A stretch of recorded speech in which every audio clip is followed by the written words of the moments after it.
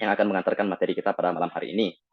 Baik, tanpa berlama-lama lagi, langsung saja saya serahkan kepada Kak Aryanata Kusuma SH untuk menyampaikan materinya. Silahkan, Kak Arya. Baik, terima kasih Hamzah. Suara saya bisa kedengaran ya? Jelas, jelas. Ya, baik, terima kasih. Assalamualaikum warahmatullahi wabarakatuh. Selamat malam teman-teman semua. Warahmatullahi wabarakatuh. Selamat malam. Malam. Yang terhormat Ketua UKM Argumen yang tidak dapat ikut menjadi memberikan kata sambutan pada malam hari ini karena terkendala sesuatu. Yang terhormat Sekjen Eksternal UKM Argumen 2023, yang terhormat moderator beserta MC, dan yang terakhir yang terhormat kepada seluruh teman-teman argumenter yang telah menyempatkan pada malam hari ini untuk ikut kegiatan coaching beasiswa unggulan. Pertama-tama marilah kita panjatkan puja dan puji syukur kehadirat Allah Subhanahu wa taala karena berkatnya lah kita dapat berkumpul pada malam hari ini secara daring untuk melaksanakan kegiatan ini. Tidak lupa pula salawat serta salam kita aturkan kepada junjungan Nabi besar Muhammad Sallallahu Alaihi Wasallam, karena berkat beliaulah kita semua dapat berjalan dan beranjak dari zaman yang gelap menuju zaman yang terang benderang ini. Dan salah satu alasan kenapa beasiswa unggulan ini kemudian juga ada. Baik, terima kasih kepada seluruh peserta. Saya harap semuanya dalam keadaan yang bahagia, keadaan yang sehat, dan saya sangat berterima kasih karena antusiasnya pada malam hari ini. Total di sini ada 45 partisipan.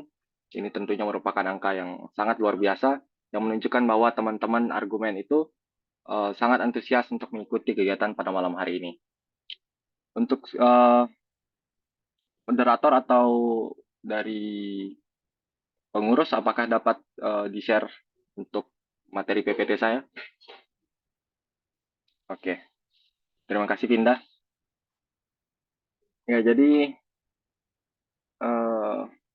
perkenalan dulu ya. Kalau nama saya sendiri tadi sudah diperkenalin juga, teman-teman sudah lihat di pamflet. Nama saya lalu Aryanata Kusuma. Kemudian saya itu argumenter tahun 2019 dan saya dari Fakultas Hukum Universitas Mataram. Kebetulan Hamzah juga ini moderator kita, itu adik tingkat saya di Fakultas Hukum dan kami berada dalam organisasi yang sama di tingkat fakultas juga. Jadi saya juga agak kaget lihat Hamzah di sini. Ternyata aktif juga di argumen. Ya, jadi untuk tema besar yang saya angkat pada malam hari ini terkait dengan coaching beasiswa unggulan, itu dalam 3 tahun terakhir selalu sama, yaitu menjadi mahasiswa unggul dengan beasiswa unggulan. Kalau tadi dari Mas Rido Ferdiansyah, selaku Sekjen Eksternal UKM Argumen itu mengatakan bahwa beasiswa unggulan itu adalah beasiswa number wahid, beasiswa nomor 1 di Indonesia.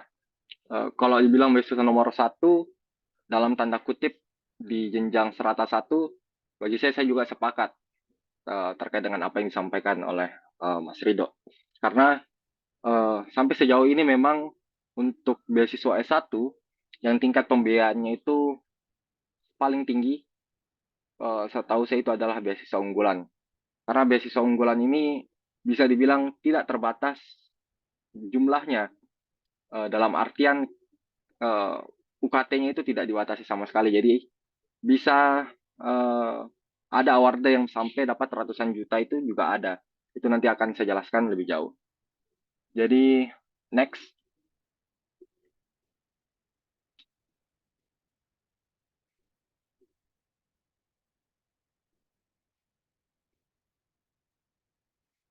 Oke.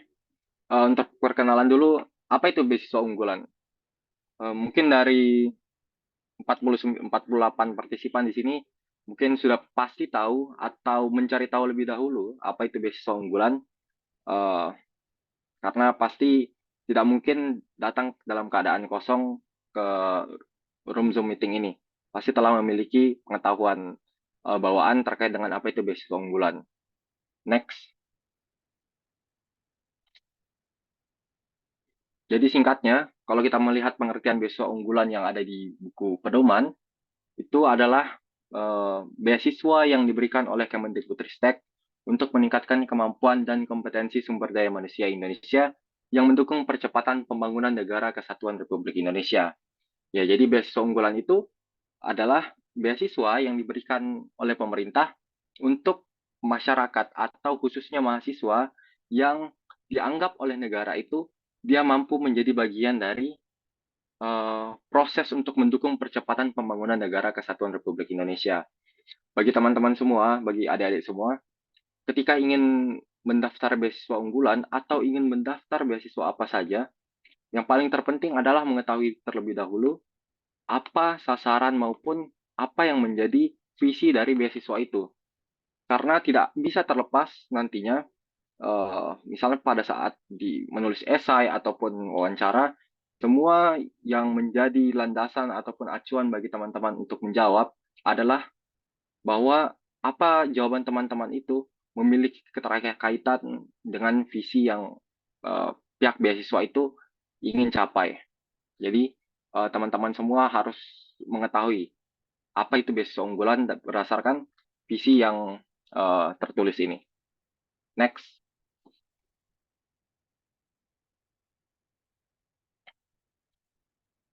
Nah, kemudian setelah kita mengetahui apa itu beasiswa unggulan, maka selanjutnya adalah yang perlu kita ketahui terkait persyaratannya. Jadi ketika ingin mendaftar beasiswa, maka kita harus terlebih dahulu mengetahui persyaratannya. Karena tidak mungkin kita mendaftar beasiswa yang kita sendiri tidak memenuhi persyaratannya. Oleh karena itu, kita harus lihat dulu apakah kita itu termasuk ke dalam bagian dari calon awarda yang diinginkan oleh beasiswa unggulan. Kalau tadi dari sekjen eksternalnya udah mengatakan bahwa waktu dulu itu akreditasi fakultasnya masih C, sehingga dia tidak dapat menjadi bagian dari ataupun mendaftar untuk beasiswa unggulan. Jadi persyaratan umum yang pertama adalah diutamakan memiliki sertifikat yang membuktikan prestasi akademik atau non-akademik tingkat internasional dan atau nasional. Ya, persyaratan pertama ini merupakan persyaratan yang didasarkan juga pada hierarkis. Jadi teman-teman, ini saya ngambil juga dari buku pedoman tahun 2023 ini khususnya. Jadi persyaratan pertama itu memang diutamakan. Ingat baik-baik bahwa memang diutamakan memiliki sertifikat yang membuktikan prestasi akademik atau non-akademik, baik skalanya tingkat internasional ataupun nasional. Nah, pertanyaan selanjutnya adalah, apakah kemudian mahasiswa yang tidak memiliki prestasi akademik atau non-akademik di tingkat nasional maupun internasional dapat mendapatkan beasiswa unggulan? Itu kan pasti yang menjadi banyak pertanyaan. Karena memang jika melihat cakupan dari penerima beasiswa unggulan itu dari range semester 1 hingga semester 3. Sedangkan di range semester 1 sampai semester 3 itu rata-rata kita masih dalam tahap belajar, dalam tahap mencoba dan gagal, masih di tahap seperti itu rata-rata. Bahkan saya juga waktu semester 1 sampai semester 3 itu juga belum ada prestasi yang sangat cukup prestisius untuk menjadi seorang awarde. Jadi jawabannya adalah tentu bisa. Tentu bisa seseorang mahasiswa yang belum memiliki prestasi akademik atau non-akademik itu mendapatkan beasiswa unggulan. Karena persyaratannya memang bukan diwajibkan, tetapi bahasanya di dalam buku pedoman itu diutamakan. Tentu jika ada seseorang mahasiswa yang mendapatkan prestasi akademik di tingkat nasional maupun internasional, dia akan diutamakan. Namun tidak menjadi persoalan ketika kemudian mahasiswa yang tidak memiliki prestasi ingin mendaftar beasiswa unggulan. Mereka dapat mendaftar juga. Jadi, dan yang bagi saya yang lebih penting adalah melihat kepada meningkatkan persyaratan-persyaratan lain agar mampu menutupi persyaratan umum yang di nomor 1 ini. Misalnya teman-teman sebagai seorang calon awarde tidak memiliki prestasi di tingkat nasional maupun internasional, maka teman-teman dapat meningkatkannya peluang teman-teman diterima itu melalui syarat-syarat yang lain. Misalnya esai. Esai itu adalah salah satu hal yang paling penting untuk dimaksimalkan oleh teman-teman. Karena di esai itu akan dilihat oleh asesornya, oleh ya pemeriksa beasiswa unggulan ini, apakah teman-teman itu visinya, tujuannya untuk berkuliah itu sejalan dengan visi misi dari beasiswa unggulan. Jadi seperti itu. Tapi tentunya jika teman-teman memiliki prestasi, itu akan menjadi nilai yang cukup tinggi bagi teman-teman untuk dapat menjadi seorang awarda beasiswa unggulan. Kemudian yang selanjutnya adalah mendapatkan rekomendasi dari institusi terkait.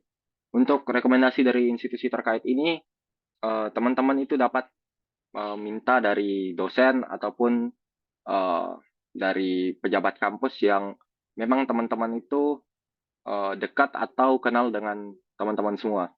Kalau dari saya pribadi, untuk surat rekomendasi ini saya minta dari wakil dekan 3 di fakultas saya waktu itu. Karena beliau itu cukup dekat dengan saya dan banyak tahu tentang saya, jadi saya mintanya ke beliau. Nah, kemudian yang persyaratan nomor 3, tidak sedang menerima beasiswa yang sejenis dari sumber lain. Nah, ini persyaratan yang sangat penting untuk dipahami bersama, karena persyaratan ini seringkali ada tipe orang yang maruk beasiswa. Dia sudah dapat beasiswa A, masih pengen beasiswa B, karena menganggap beasiswa B ini lebih banyak uangnya, atau karena ingin dapat lebih banyak uang. Itu merupakan hal yang tidak bagus. Jadi, teman-teman yang sudah mendapatkan beasiswa yang lain, yang di luar dari BU, misalnya KIP Kuliah, atau YBM BRI, atau Jarum, atau apapun itu tidak bisa lagi mendaftar beasiswa unggulan. Seperti itu. Kemudian yang selanjutnya, belum pernah menempuh pendidikan pada jenjang yang sama. Ya, ini saya harap teman-teman semua paham. Jadi, misalnya teman-teman sudah ambil S1, kemudian ambil S1 lagi, terus karena pengen daftar beasiswa unggulan, misalnya dulu waktu S1 nggak bisa daftar beasiswa unggulan atau gagal, kemudian akhirnya mau balas dendam, ambil S1 lagi untuk daftar beasiswa unggulan, itu juga tidak diperbolehkan oleh BU. Kemudian diterima di perguruan tinggi dalam negeri yang telah terakreditasi paling rendah B dan atau baik sekali, dan pada program studi terakreditasi paling rendah B atau baik sekali, atau di perguruan tinggi di luar negeri yang diakui oleh Direktorat Jenderal Pendidikan Tinggi, Riset, dan Teknologi. Jadi ini tadi syarat yang saya bicarakan itu, diterima di perguruan tinggi dalam negeri yang telah terakreditasi paling rendah B. Kalau sekarang kita lihat akreditasi UNIF kita, sayangnya masih B, bukan artinya tidak baik. Tentu kita bisa mendaftar beasiswa unggulan, tapi itu juga hal yang cukup menyedihkan karena UNRA masih B, seharusnya sudah A. Dan selanjutnya program studi terakreditasi paling rendah B. Jadi teman-teman silahkan cek program studinya. Kalau saya di hukum, alhamdulillah sudah A, jadi tentunya dapat mendaftar.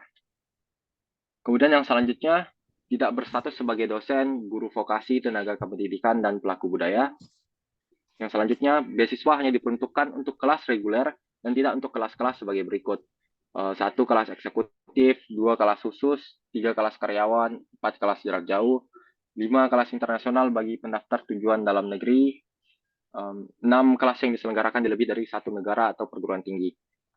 Jadi persyaratan umum yang saya ambil ini memang khusus untuk yang S1, tapi ini ada beberapa yang ketentuannya itu memang untuk S2, seperti misalnya terkait dengan pembagian kelas ini.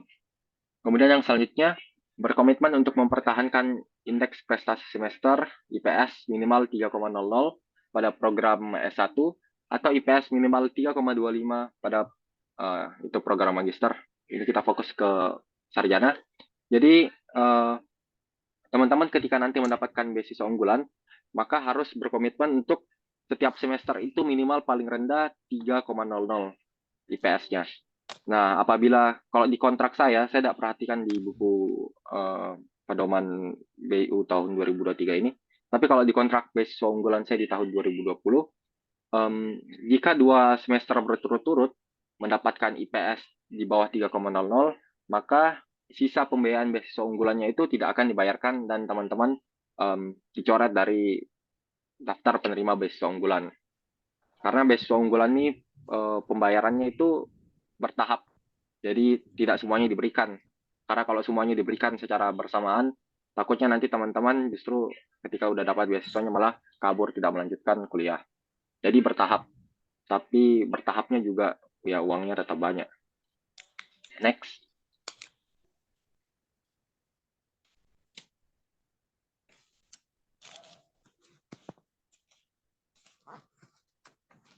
Nah, untuk ini adalah persyaratan khususnya.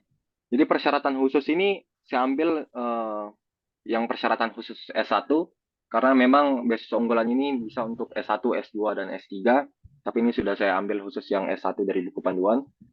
Yang pertama, lulusan pendidikan menengah yang lulus pada tahun berjalan atau maksimal lulus 2 tahun sebelumnya. Ya, jadi intinya sudah harus lulus dari SMA. Kemudian yang selanjutnya adalah memiliki surat penerimaan atau LOE atau keterangan lulus dari perguruan tinggi bagi mahasiswa baru. Jadi bagi mahasiswa yang masih semester 1 atau ya baru masuk kuliah, itu harus meminta LOE dari perguruan tinggi bagi tempat mahasiswa itu diterima. Untuk LOE-nya sendiri ini sebenarnya juga dapat yang menjadi bukti itu adalah pengumuman saat teman-teman diterima di kampus tersebut. Itu dapat digunakan untuk mendaftar beasiswa unggulan. Nah, kemudian yang selanjutnya, memiliki surat keterangan aktif kuliah minimal dari dekan fakultas perguruan tinggi. Nah, untuk surat keterangan aktif kuliah ini, teman-teman dapat mintakan ke, kalau saya tidak tahu di tiap fakultas bagaimana sistem permintaannya, tapi kalau di Fakultas Hukum sendiri, untuk surat keterangan aktif ini dapat dimintakan di bagian kemahasiswaan. Kemudian yang selanjutnya adalah bagi mahasiswa ongoing program Sarjana 1, program sarjana yang sudah memulai perkuliahan maksimal sedang berada di semester 3 atau memiliki bukti KHS maksimal semester 2 dan memiliki nilai IPK paling rendah 3,25 pada skala 4. Nah, ini persyaratannya ini bagi mahasiswa ongoing. Jadi kan tadi saya sudah menyebutkan bahwa untuk range pendaftar beasiswa unggulan itu mulai dari semester 1 hingga semester 3. Nah, bagi mahasiswa semester 3 itu disebut mahasiswa ongoing. Nah, mahasiswa ongoing ini itu harus membuktikan bahwa setidaknya dia sudah memiliki bukti KHS semester 2. Dan syaratnya di KHS-nya itu minimal IPK-nya itu 3,25. Jadi itu syarat yang harus dipenuhi. Kemudian memiliki kemampuan bahasa Indonesia dibuktikan dengan sertifikat yang diterbitkan oleh BPPB, Kemendikbudristek, untuk tujuan perguruan tinggi dalam negeri dan luar negeri. Jadi ini sebenarnya syarat yang baru 2 tahun kebelakangan ini diterapkan. Waktu tahun 2020, waktu tahun saya diterima jadi awarda itu, belum ada syarat untuk memiliki sertifikat UKBI, istilahnya sertifikat UKBI, uji kemahiran bahasa Indonesia. Nah, itu saya tidak tahun 2020 ke bawah, 2021 ke bawah itu tidak ada dimintakan sertifikat UKBI. Jadi memang ini hal yang baru. Dan jadi saya juga sambilan cari terkait info UKBI ini.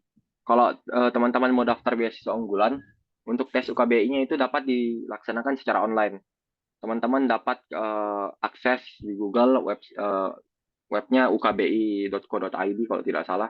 Intinya search saja UKBI, nanti ada panduannya untuk tes UKBI secara online.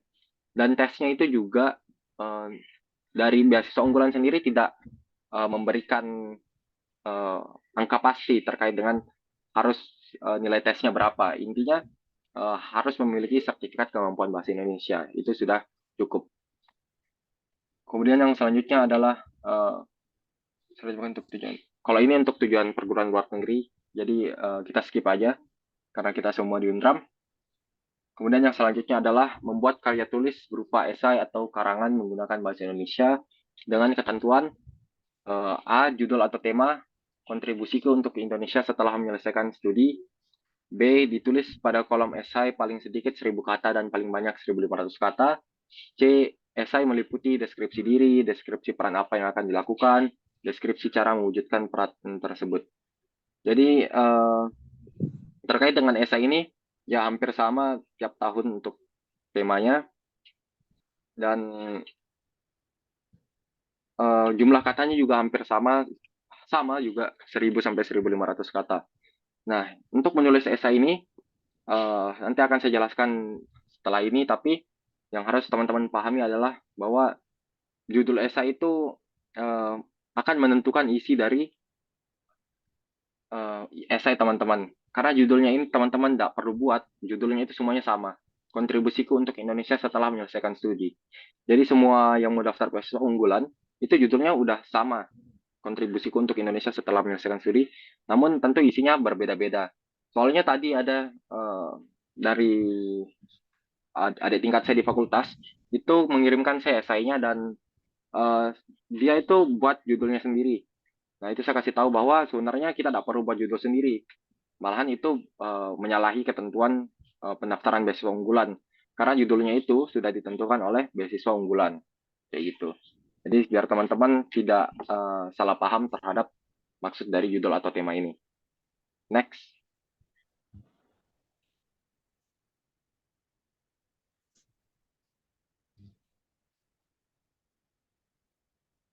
Nah, di sini saya jelasin dikit terkait dengan tips menulis esai.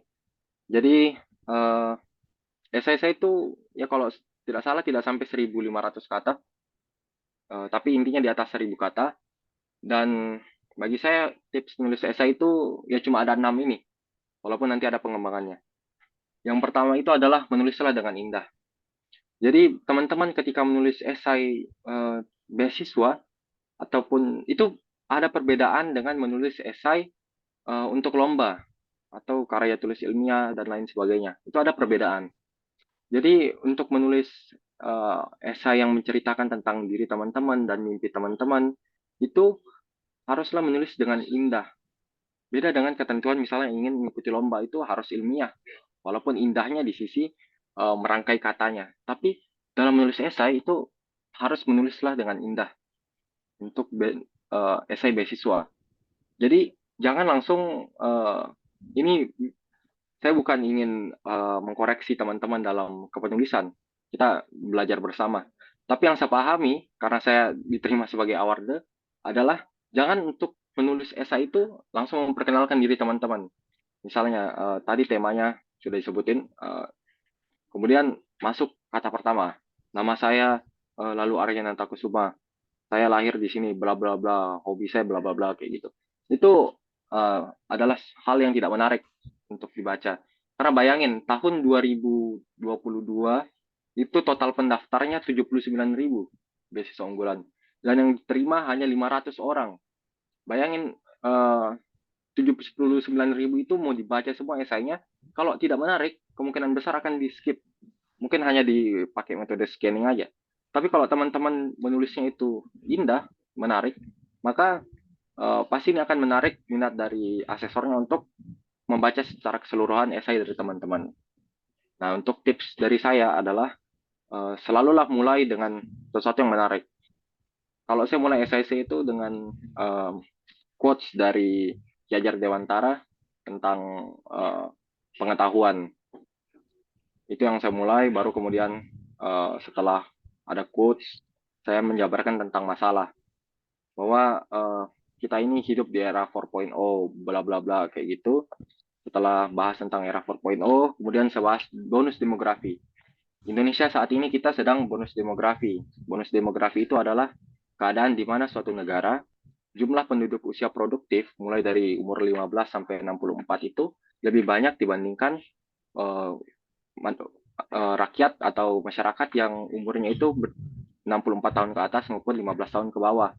Nah, bonus demografi ini tentunya akan menjadi sebuah hal yang positif bagi negara Indonesia, karena dengan banyaknya masyarakat yang berada di usia produktif, maka akan mendorong percepatan pembangunan, akan memaksimalkan Indonesia untuk dapat menjadi sebuah negara yang maju, dan Indonesia akan mencapai sebuah tujuan untuk yang menjadi lebih baik ke depannya.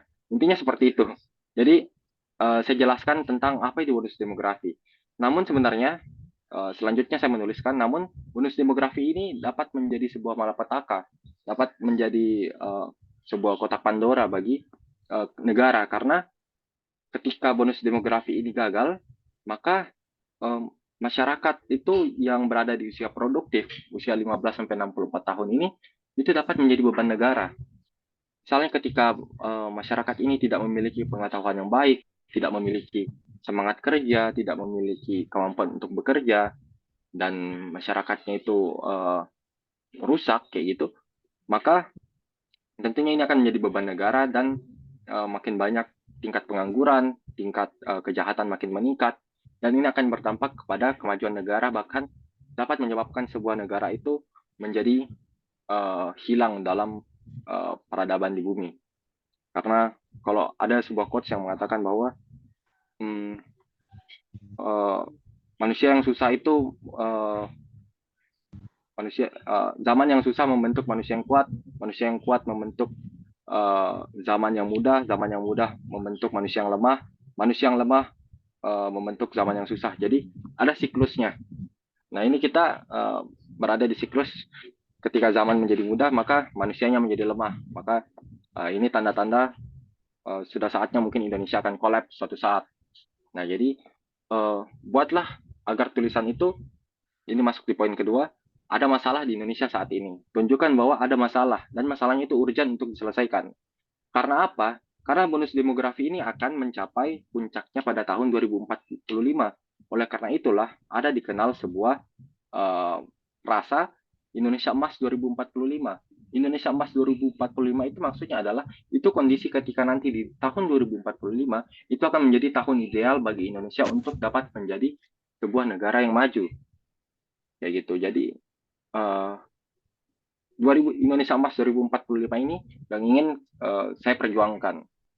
Nah, baru kemudian setelah sampai ke permasalahan kayak gitu, saya tidak menjabarkan lebih lanjut tentang apa jalan keluar yang akan saya ambil. Intinya biarkan mengambang permasalahan itu, baru kemudian masuk ke perkenalan diri. Di sana baru saya perkenalan diri.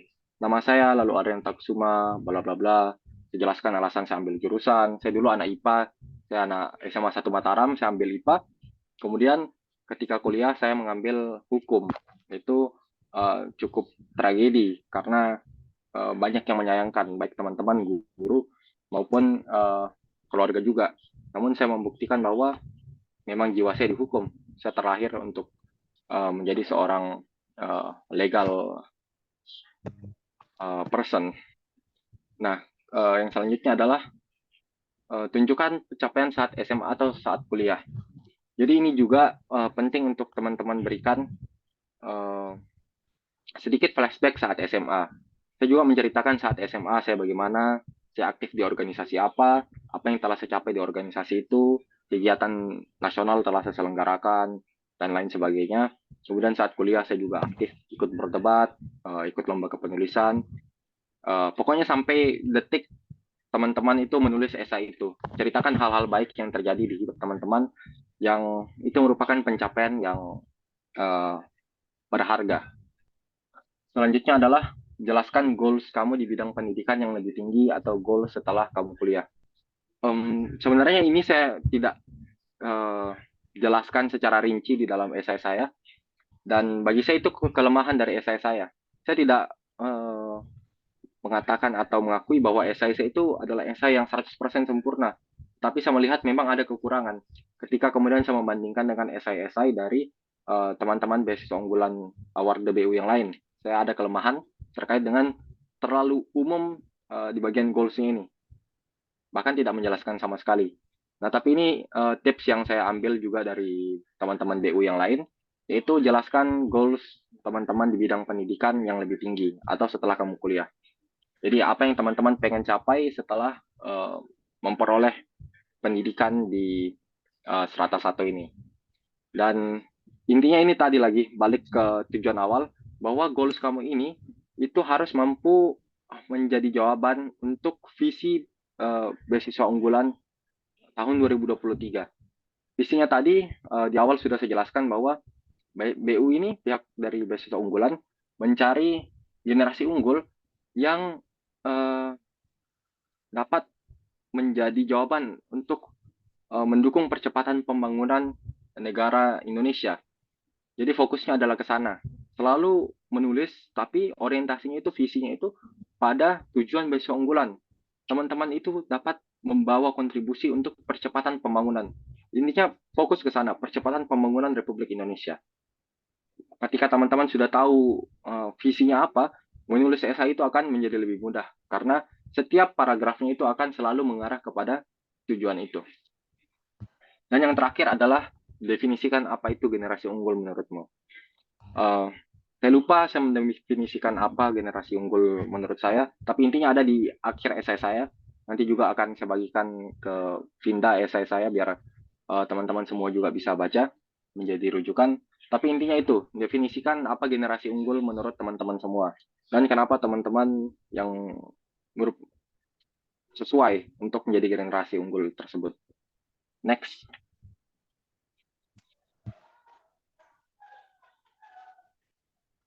Baik, untuk diwawancara, untuk tips wawancara saya juga secara umum aja. Wawancara ini apa ya, banyak sekali yang gagal di wawancara, yang orang-orang yang saya tahu itu sudah memiliki prestasi dan sudah lolos dari tahap administrasi. Karena di beasiswa unggulan itu cuma 2 tahap, jadinya ketika teman-teman lolos ke wawancara itu sudah sangat bagus. Karena sangat sedikit orang yang saya tahu lolos sampai ke tahap wawancara. Dan saya juga kaget saya lolos sampai ke tahap wawancara dulunya. Karena memang tidak ada ekspektasi tinggi terkait beasiswa unggulan. Jadi mungkin saya hanya jelasin dikit, tapi nanti ketika teman-teman sudah daftar BU, kemudian lolos ke tahap wawancara, saya harap nanti dari pengurus argumen dapat menghubungkan argumenter tersebut dengan saya, agar mungkin nanti saya dapat ketemu atau kita lewat online untuk diskusi lebih lanjut dan mock test sesi wawancara. Jadi yang pertama itu adalah perkenalan diri. Ya ini secara umum biasanya teman-teman diminta oleh pewawancaranya untuk perkenalan diri. Ya jelasin aja secara umum. Kalau tips dan triknya banyak di TikTok. Perkenalan diri itu seperti apa? Karena saya juga lagi saat ini saya sedang daftar LPDP. Jadinya saya juga sambilan belajar terkait dengan perkenalan diri. Kalau perkenalan diri ya sebutin nama panggilan, kemudian umur, domisili. Kemudian setelah itu perkenalin tentang apa yang telah teman-teman capai dan apa tujuan ke depannya. Itu simpelnya perkenalan diri. Terkait dengan bagaimana penjabarannya, silahkan teman-teman cari. Kemudian yang kedua, jurusan dan alasan mengambil jurusan tersebut. Ya, saya juga sempat ditanya ini waktu wawancara. Jadi, kenapa saya mengambil jurusan hukum? Dan apa yang menjadi alasan saya mengambil jurusan itu? Karena saya juga ditanyakan, karena kan yang pewawancaranya itu melihat bahwa saya sebelumnya anak IPA waktu SMA, tapi kemudian apa ya yang menjadi alasan saya ingin ambil hukum, kenapa saya sampai lintas jurusan. 3, kemudian yang selanjutnya adalah tujuan ke depannya. Nah, tujuan ke depannya ini juga harus selaras dengan isi esai. Jadi teman-teman jangan sampai ngalur ngidul ketika wawancara. Kalau sudah diwawancara itu harus sudah hafal esai teman-teman itu di luar kepala. Jadinya ada kesesuaian antara apa yang teman-teman tulis dan apa yang teman-teman sampaikan ke pewawancara. Karena pewawancara yang baik itu akan melihat gambaran dari teman-teman itu di isi esainya dulu. Jadi akan baca esai, kemudian mewawancara teman-teman untuk mendapatkan gambaran awalnya. Jadi harus baca esai yang telah teman-teman tulis. Kemudian yang selanjutnya, kenapa kalian yang harus menjadi awardee beasiswa unggulan?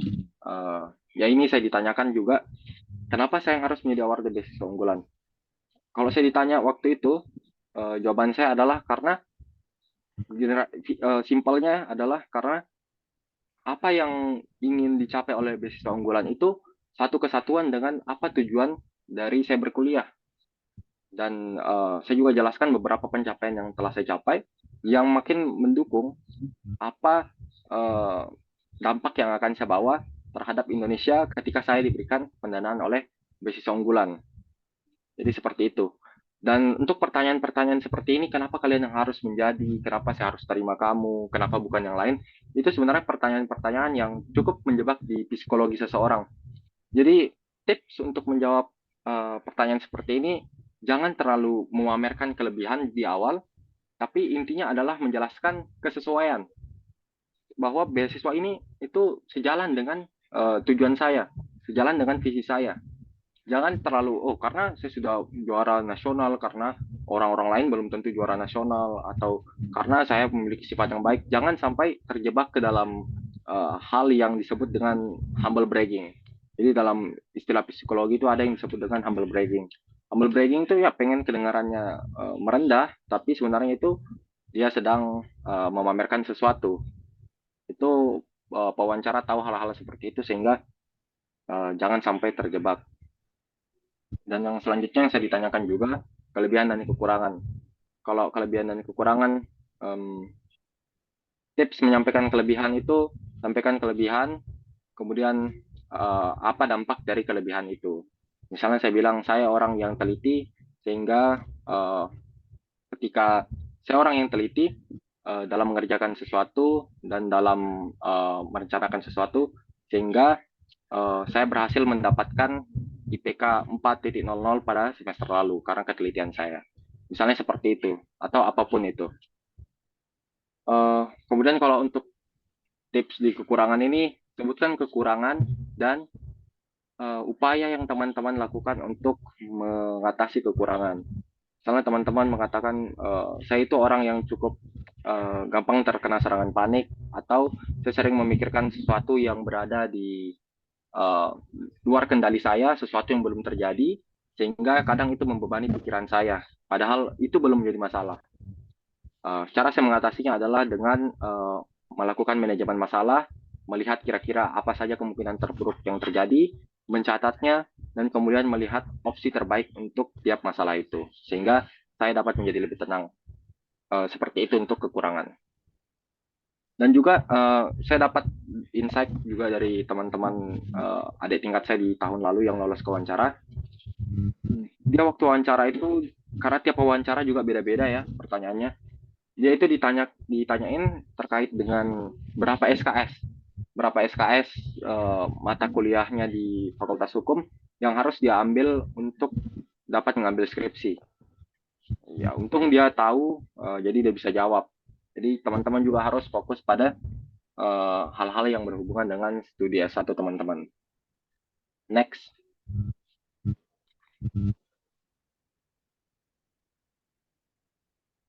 Oke, tunggu bentar ya.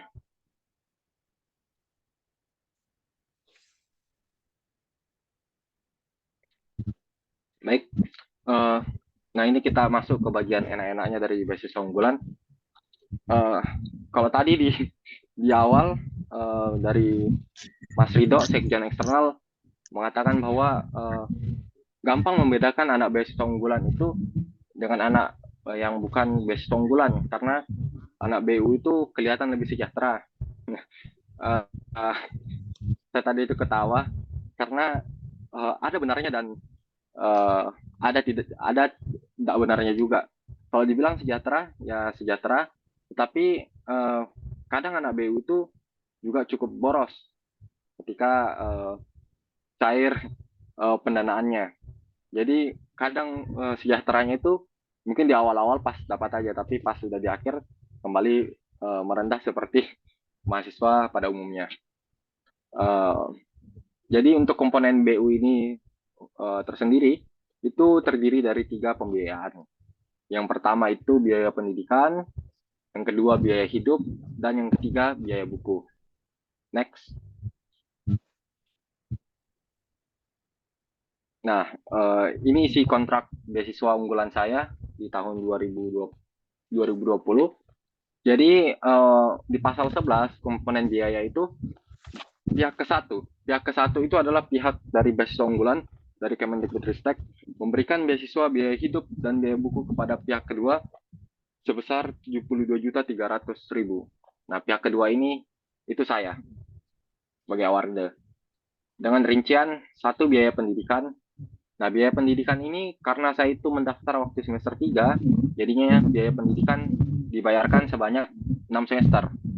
Jadi 6 semester kali 2.750 sebesar UKT saya, karena itu grade 4. Jadinya jumlahnya 16.500.000. Nah, ada pertanyaan, Kak, gimana misalnya kalau UKT saya itu saya anak kedokteran, UKT saya ini ada mic yang aktif ya, kok kencang sekali suara angin. Oke, terima kasih. Eh, jadi ada yang sampai mana tadi? Oh, teman saya. Jadi pernah ada yang nanyain, Kak, misalnya kalau saya anak kedokteran, saya itu punya UKT sampai 20 juta per semester. Itu apakah diberikan juga pembiayaan penuh oleh beasiswa unggulan selama total semester saya menempuh kuliah? Nah, jawabannya itu adalah iya. Jadi misal teman-teman UKT-nya itu 20 juta per semester. Kemudian teman-teman itu mahasiswa ongoing sama kayak saya. Artinya itu 20 juta dikali 6 semester.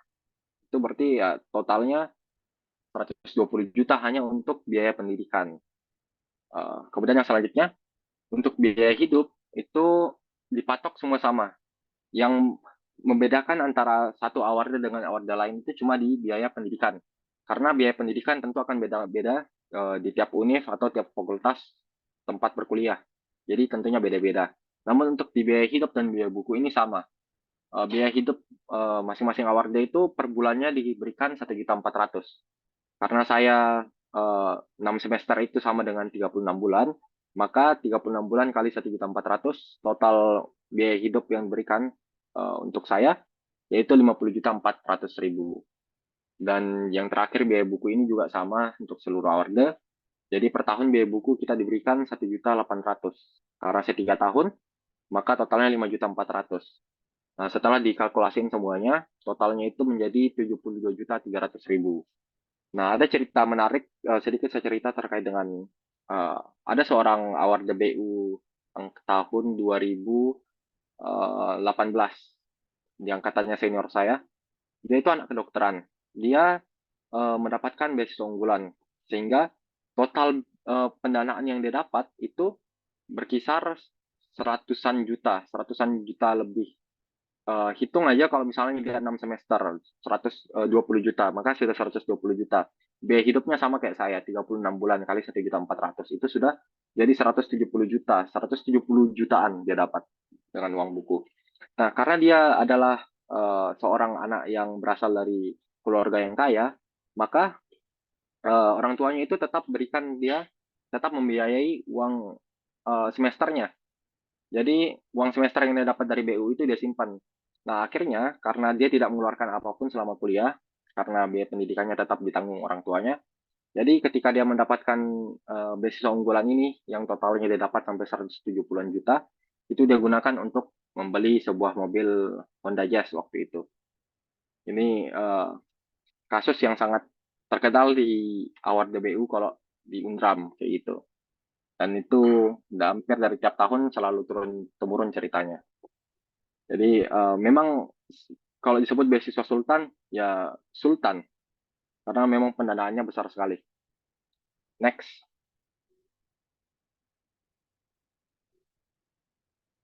Nah, mungkin itu tadi cerita saya. Kalau ini, saya sedikit berbagi pengalaman. Ini foto waktu kegiatan supervisi BU di Bali tanggal 23 April 2021. BU itu khususnya sebenarnya tidak terlalu banyak kegiatannya. Tidak seperti misalnya beasiswa Jarum, Sanoto Foundation, kemudian beasiswa Bank Indonesia.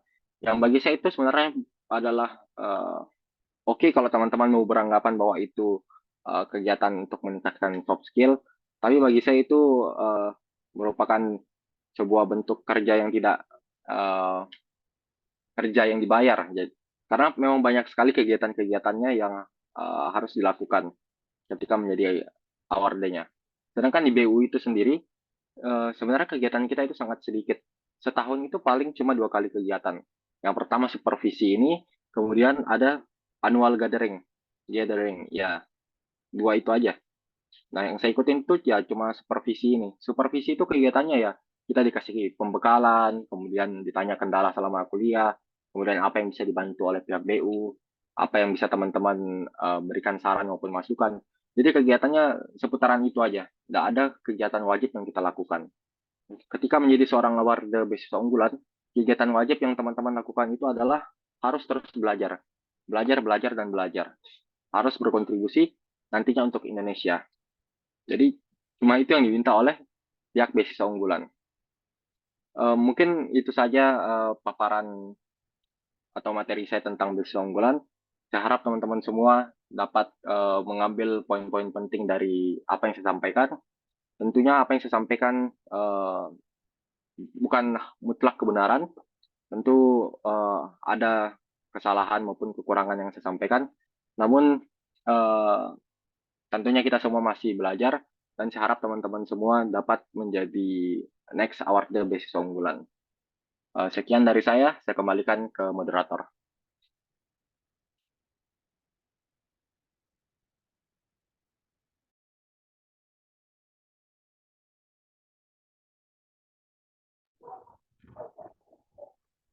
Baik, Bapak.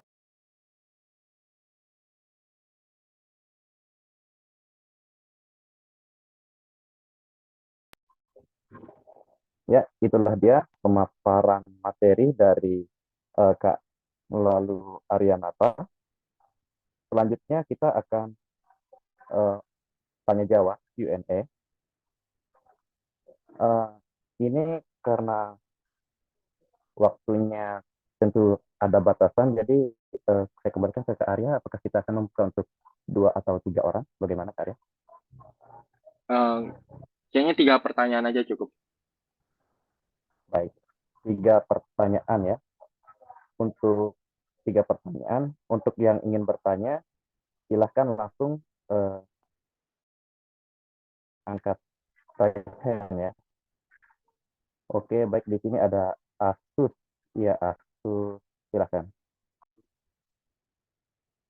Assalamualaikum warahmatullahi wabarakatuh.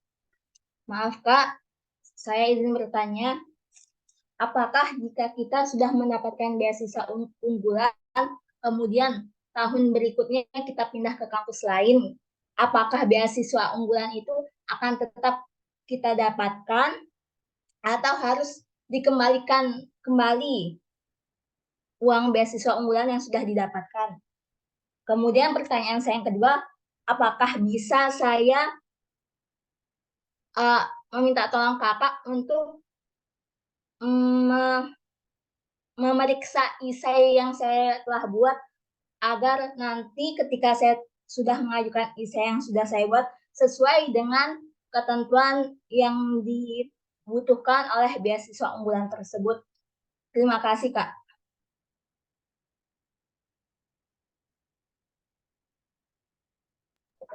Baik.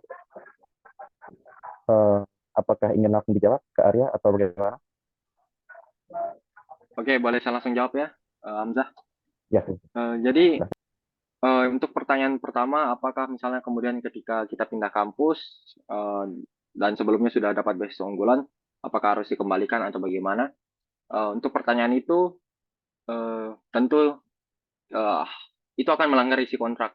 Jadi isi kontraknya di BU itu adalah ketika teman-teman mendapatkan beasiswa unggulan, maka tentu harus menyelesaikan studi sampai selesai. Dan apabila pindah kampus, maka tentu pembiayaannya itu tidak akan diberikan lagi.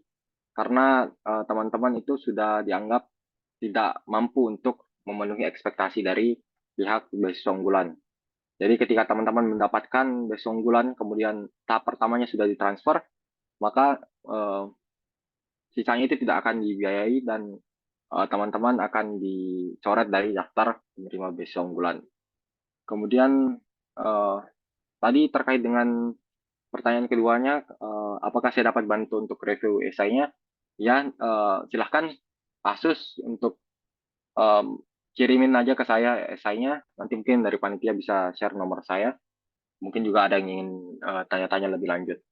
Tapi utamakan bagi teman-teman semua untuk membaca terlebih dahulu ya untuk buku panduannya sebelum bertanya agar jangan sampai sebenarnya udah disampaikan di buku panduan, kemudian teman-teman tanyakan lagi karena banyak yang saya sedang bantu juga. Jadi bantulah saya juga untuk setidaknya meminimalisir pertanyaan-pertanyaan yang sebenarnya sudah terjawab. Tapi untuk review esai pasti akan saya bantu untuk review. Walaupun tidak ada jaminan 100% yang saya review itu juga akan lolos. Karena saya bukan asesor beasiswa unggulan. Tapi saya akan bantu berdasarkan pengalaman saya.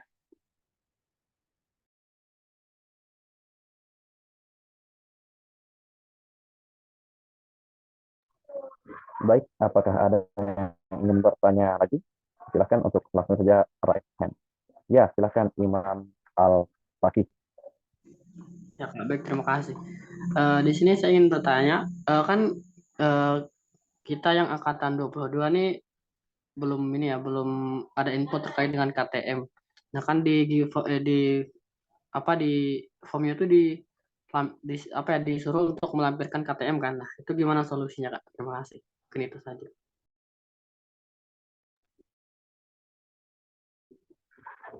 Baik, Oke. Kak Arya mungkin ingin dijawab secara langsung. Oke, saya jawab ya. Jadi untuk pertanyaannya terkait dengan KTM ini, memang simpang siur ya terkait KTM ini untuk angkatan 22. Tapi bagi saya adalah KTM itu pernah ada yang bertanya di forum beasiswa unggulan angkatan 2020 terkait dengan KTM ini, dan itu juga ada yang bantu jawab bahwa ternyata sebenarnya KTM ini bisa diakali dengan meminta ke pihak fakultas untuk menerbitkan KTM sementara sebelum ada KTM yang dalam bentuk kartunya. Jadi itu dapat berbentuk surat yang menyatakan ya bunyinya isi surat itu ini dapat dipergunakan sebagai kartu tanda mahasiswa sementara. Jadi silakan bagi Imam Al-Fakih untuk mengurus ke pihak fakultas dan jelaskan dengan baik dan santun bahwa Imam ingin mendaftar beasiswa unggulan dan membutuhkan KTM. Jadi minta diterbitkan KTM sementaranya.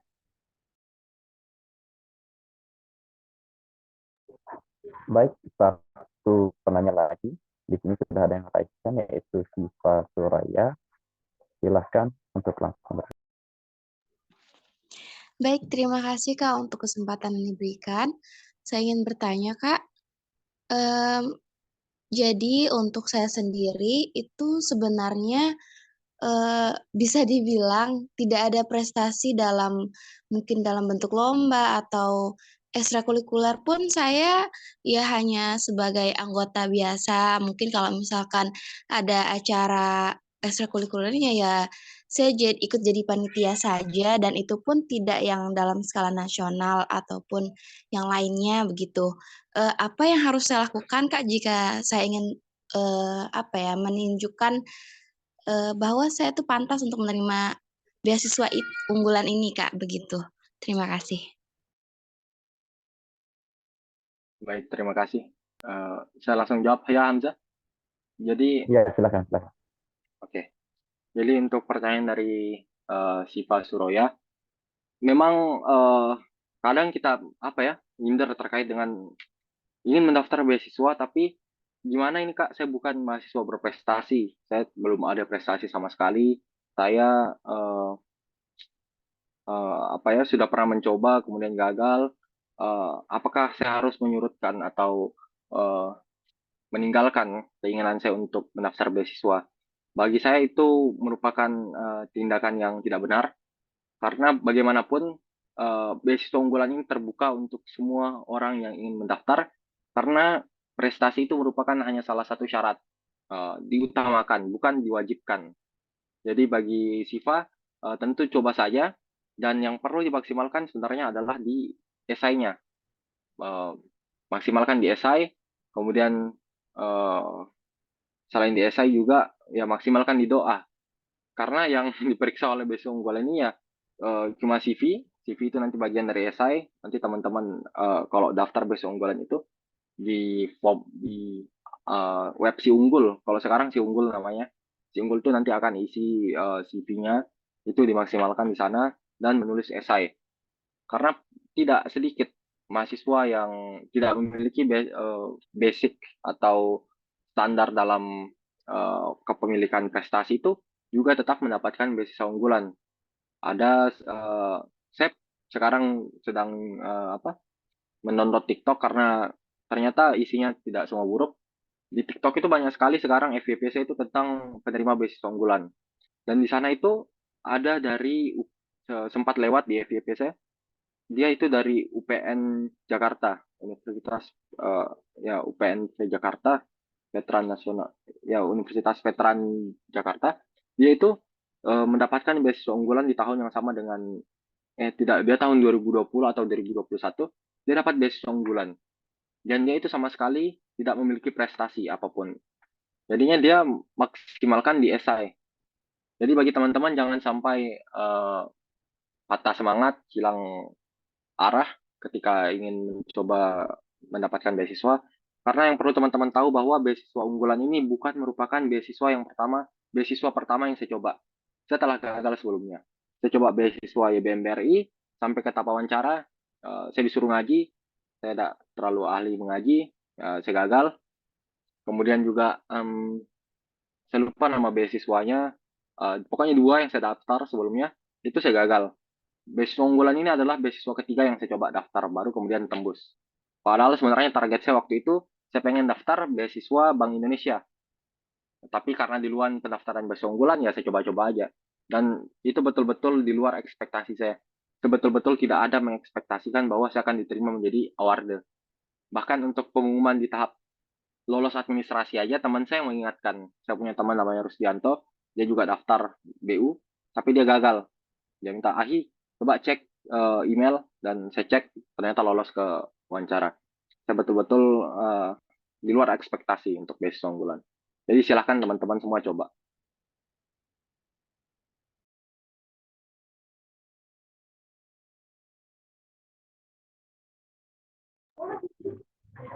Baik, ya di sini ada yang bertanya di kolom chat. Apakah akan dijawab di chat saja Kak Arya atau bagaimana? Oh ya, boleh. Yang dari Yuriko ini ya. Maaf Kak, izin bertanya tadi di bagian LOE-nya saya kurang mendengar yang jelas karena sinyal. Apakah benar bisa digantikan dengan pengumuman ketika diterima perguruan tinggi?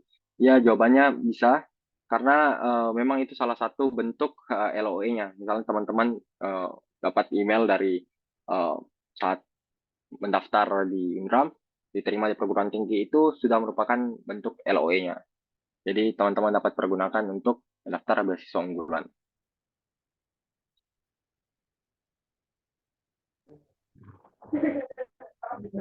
Baik, sepertinya 3 pertanyaan sudah kita tanyakan, dan karena waktu sudah begitu malam, sepertinya kita akan mencukupkan untuk materi beasiswa unggulan kali ini. Saya mengucapkan terima kasih banyak kepada Kak Aryanata Kusuma SH yang telah menjadi pemateri dalam coaching beasiswa unggulan kali ini. Terima kasih banyak Kak Arya, dan untuk teman-teman semua yang sudah berpartisipasi, terima kasih banyak. Semoga teman-teman sukses dalam berjuang untuk meraih cita-cita di beasiswa unggulan ini. Saya Hamzah Farsidi Hidayat, pamit undur diri, saya kembalikan kepada MC. Terima kasih.